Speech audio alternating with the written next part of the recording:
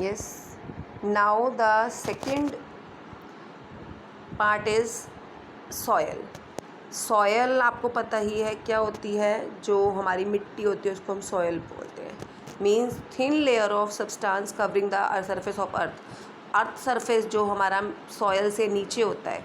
Means soil के earth surface को के ऊपर जो लेयर होती है, थिन लेयर होती है सब्सटेंस की, ग्रेनी सब्सटेंस. ग्रेनी मतलब जो ग्रेई सब्सटेंस होता है ग्रेन फॉर्म करने के लिए, तो वो होता है हमारा soil. It is closely link to land. ये लैंड से ही रिलेटेड है. Land forms determine the type of soil. और सॉयल की टाइप किस पे डिपेंड करती है? लैंड फॉर्म्स पे. Soil is made up of organic matters, minerals and weathered rocks found on the earth. ये आप डेफिनेशन में भी लिखोगे. पहले आप लिखोगे grainy substance of the in the earth surface is called soil and it is made up of organic matters, minerals and weathered rocks found on the earth. Clear. तो और जो ये सॉयल बनती है, ये सॉयल जो है वेदरिंग की प्रोसेस से बनती है. एक आपको ध्यान रखना है, सॉयल जो है वो वेदरिंग की प्रोसेस से बनती है. वेदरिंग की डेफिनेशन आपने पहले कर रखी है उसमें साइंस में भी. Breaking up and decay of exposed rocks by temperature, huge temperature, ठीक है, by actions, by plants, by animals, by human activities is called the weathering. ठीक है, मतलब breaking up of rocks is called the weathering, जो हम simple way में बोलते हैं. तो लैंडस्लाइड्स अब जो हैं इसके अंदर एक अलग से टॉपिक है. लैंडस्लाइड्स का मतलब होता है रॉक्स का मूवमेंट होना. लैंडस्लाइड्स क्या है? It is the movement of rocks. ठीक है, it is the movement of rocks, debris और अर्थ डाउन अ स्लोप. मतलब जो पत्थर होते हैं, पथरीला एरिया होता है, जो चट्टानें सी बनी होती हैं, और अर्थ के स्लोप्स जो होते हैं ना, जिगजैग स्लोप्स, उन सब का जो मूवमेंट होता है तो वो लैंडस्लाइड्स होती हैं, जो कि हमारे लिए नुकसानदायक होती हैं. ये जो हैं as similar to earthquake, floods और वोल्केनोज होती हैं. ठीक है, अगर जब रेनफॉल जब बहुत ज़्यादा आती है तो इससे लैंडस्लाइड होने का डर रहता है. क्लियर, जो कि रिवर सिस्टम को ब्लॉक कर देता है. Formation of river blockage can cause havoc to the settlement downstream and bursting. और जब रिवर ब्लॉक्स हो जाती हैं तो उससे बर्स्टिंग भी होती है, और मतलब कि ये हर फॉर्म में नुकसानदायक होता है. मेनली आपको उसमें लैंडस्लाइड की डेफिनेशन पढ़नी है कि लैंडस्लाइड क्या होता है. Movement of rocks, debris and earth surface down a slope is called a landslide. तो लैंडस्लाइड के बाद का एक एग्जांपल भी आपके पास गिवन है, जो कि आपको याद रखना है. हिमाचल प्रदेश में एक बहुत बड़ा कन्नौर डिस्ट्रिक्ट में एक लैंडस्लाइड आया था. ठीक है, जिसने बहुत ज़्यादा नुकसान पहुंचाया था, बहुत ज़्यादा इंटेंस डैमेज किया था रोड्स का, विलेजेस का, साथ आसपास के विलेजेस का भी. उसके बाद आपके पास आता है माइग्रेशन मैकेनिज़्म की डेफिनेशन. माइग्रेशन का मतलब आपको पता है, movement of here and there is called the migration. आपको इसमें यही रखना है. लेकिन ये किससे रिलेटेड है? लैंडस्लाइड से. कि जब लैंडस्लाइड्स आई, नुकसान हुआ, तो नेचुरल सी बात है वहाँ मैकेनिज़्म हुआ किस चीज़ का, यहाँ से वहाँ मूव करने का. क्लियर. मींस इन लैंडस्लाइड्स के कारण जो है बिल्डिंग सेटलमेंट्स मूव की गई. ठीक है, रिटेंशन वॉल्स बनाई गई ताकि लैंड जो है किसी तरह से स्लिप ना हो. वेजिटेशन एरियाज़ को चेंज किया गया. तो ये सारे उसके पॉइंट्स गिवन है. मेनली आपको इसमें लैंडस्लाइड की डेफिनेशन करनी है. अब जो जैसे कि हम टॉपिक पढ़ रहे थे सॉयल का, तो सॉयल का जो है, देखो ये सॉयल की लेयर्स गिवन है जो कि आपको ध्यान रखनी है. सबसे पहले पेरेंट रॉक होती है, फिर वेदर्ड रॉक होती है, फिर सॉयल जो होती है सब सॉयल होती है जो सैंड, सिल्ट और क्ले से बनी होती है. और उसके बाद सबसे ऊपर की सॉयल जहाँ पे हम खेती करते हैं, जिसमें ह्यूमस और वेजिटेशन पाया जाता है. अब हम करेंगे, ये है सॉयल का प्रोफाइल. ठीक है, अब हम करेंगे this is also called the formation of soil also. अब हमारे पास सॉयल फॉर्मेशन के लिए फैक्टर्स कौन कौन से इंपॉर्टेंट हैं. तो देखो यही जो चारों फैक्टर्स गिवन हैं, ऊपर जो आपके पास चार्ट है वो फैक्टर्स ही गिवन है आपके पास सॉयल फॉर्मेशन के. Parent rock and climatic factors. ठीक है, तो अदर फैक्टर्स भी गिवन हैं, जैसे कि आपके पास ये देखो चार तो वही हैं आपके पास, ये सारे फैक्टर्स ही हैं. पेरेंट रॉक, ठीक है, climatic factor as well as topography. ठीक है, role of organic material, time taken. ठीक है, उसके बाद कंपोजिशन, ऑल ये सब मिलाकर क्या बनता है हमारा सॉयल फॉर्मेशन. तो आप ये फ्लो चार्ट जब देख रहे हो, ये सॉयल फॉर्मेशन का ही फ्लो चार्ट है. ठीक है, उसके बाद आपके पास आता है, अब आपको पता है इनको वन बाय वन अगर डिटरमाइन करो तो पेरेंट रॉक में क्या होता है. पेरेंट रॉक में मिट्टी की प्रॉपर्टीज़, मिट्टी का कलर, मिट्टी के केमिकल फीचर्स, सब कुछ गिवन होता है.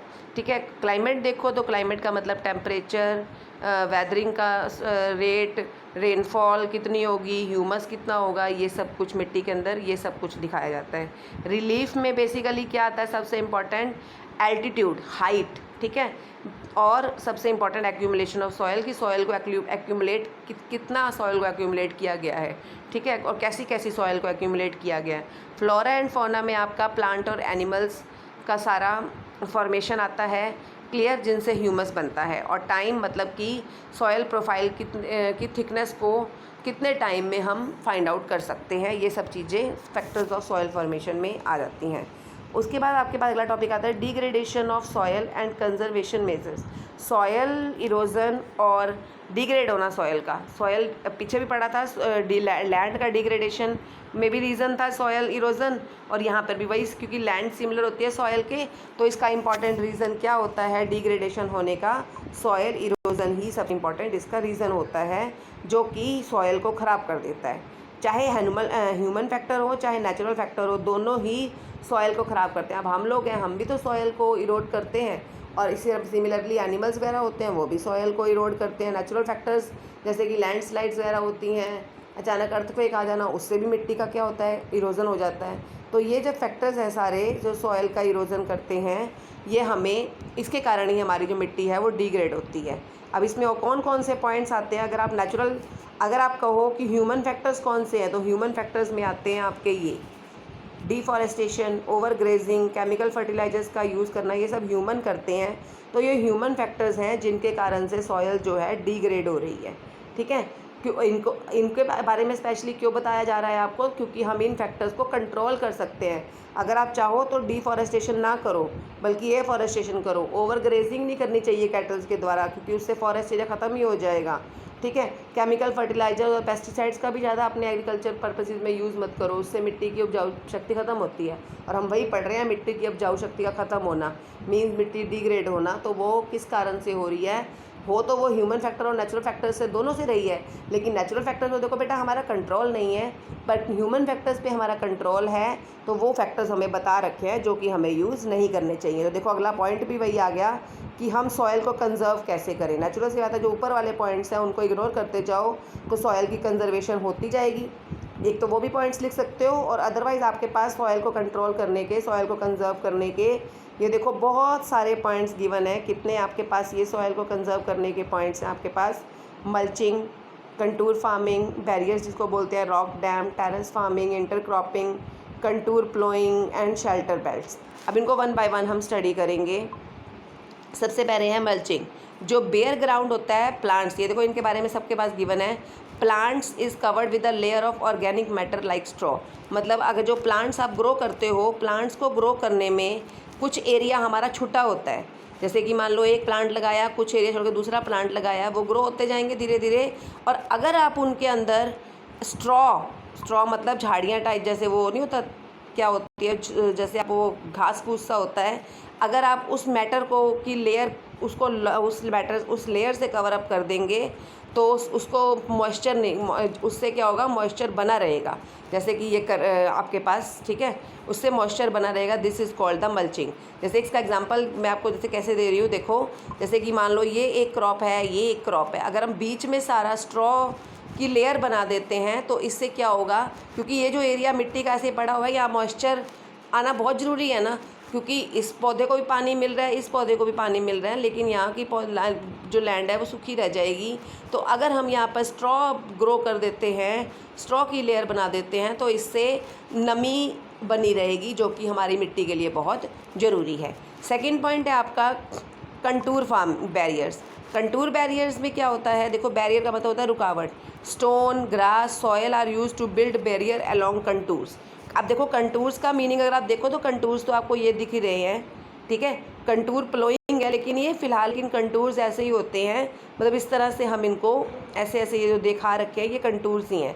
अगर हम इनके अंदर स्टोन्स, ग्रास, ठीक है, और इन बैरियर्स के अंदर हम स्टोन्स वगैरह, ग्रास वगैरह या और मिट्टी डाल दें, मतलब ट्रेंचेस बना दें, तो इससे अपने आप ही क्या होगा, पानी इकट्ठा होता जाएगा वहाँ पर, ठीक है। मान लो जहाँ पे बैरियर है, रुकावट है, अगर हमने वहाँ पे ढलान सी बना देते हैं तो अपने आप ही क्या होगा, वो जो मिट्टी पानी है वहाँ ग्रो होता जाएगा, पानी वहाँ जाएगा, तो उससे क्या होगा, उसको मॉइस्चर मिलता जाएगा। तीसरा है आपके पास रॉक डैम। अगर हम पानी के बहाव के लिए रॉक्स को क्या करें, इस तरीके से रॉक्स का यूज़ करें कि जैसे वो डैम का काम करें, तो उससे पानी अपने आप ही फ्लो में नीचे जाएगा और मॉइस्चर सॉयल को मिलता रहेगा। अगला है टेरेस फार्मिंग। देखो ये आपके पास टेरेस फार्मिंग का एग्जाम्पल भी गिवन है, ये देखो आपने देख भी रखी होगी, this is called the terrace farming. ठीक है, इसमें क्या होता है, ब्रॉड फ्लैट स्टेप्स और terraces are made on the step slope so that सब flat surface available to grow. मतलब इस तरह से फार्मिंग करते हैं जैसे ये स्टेप्स बने हो। ठीक है, इससे क्या होगा, ग्रो करते समय, मतलब क्रॉप को इस तरह से ग्रो करते हैं जैसे कि स्टेप्स बने हो। This is called the terrace farming. इससे भी क्या होता है, सॉयल इरोजन नहीं होता और पूरी मिट्टी को मॉइस्चर मिलता रहता है। अगला पॉइंट है इंटरक्रॉपिंग। मतलब आपको एक ही क्रॉप नहीं हमेशा ग्रो करनी चाहिए, बल्कि और हर पूरे लैंड, जितना आपके पास पीस ऑफ लैंड है, एक ही क्रॉप मत ग्रो करो और हर बार भी एक भी क्रॉप ग्रो मत करो, बल्कि क्या करो, वहाँ पर अलग अलग रोज़ में अलग अलग क्रॉप्स को ग्रो करो। ठीक है ना, different crops are grown in alternate rows and are sown at different time to protect the soil from rain wash. क्योंकि एक ही क्रॉप को अगर आप ग्रो करते रहते हो तो उससे वैसे भी आपने पढ़ रखा है फर्टिलिटी जो है सॉयल की वो कम होती जाती है। इसलिए डिफरेंट क्रॉप्स को डिफरेंट रोज में ग्रो करते जाओ। This is called the intercropping. अगला है कंटूर प्लोइंग। ये रहा आपके पास कंटूर प्लोइंग का एग्जांपल, देखो जिसमें पैरेलल बना, बिल्कुल क्रॉपिंग जो है पैरेलल कर रखी है। ठीक है, जो बीच में बैरियर्स होते हैं ताकि उनके अंदर कोई भी ढलान ना हो, बिल्कुल प्लेन एरियाज़ में जाएंगी, पैरेलल जाएंगी, तो इससे जो पानी का फ्लो है वो बना रहेगा और मॉइस्चर मिट्टी के अंदर बना रहेगा। And last point is shelter belts. ये देखो शेल्टर बेल्ट्स क्या है, जब आप देखो पेड़ों के अलग अलग, ये देखो कितने सारे पेड़ उग रखे हैं। ठीक है ना, तो इन्होंने क्या कहा है, रोज़ में पेड़ को उगाओ। Rows of trees are planted to check the wind movement to protect soil cover.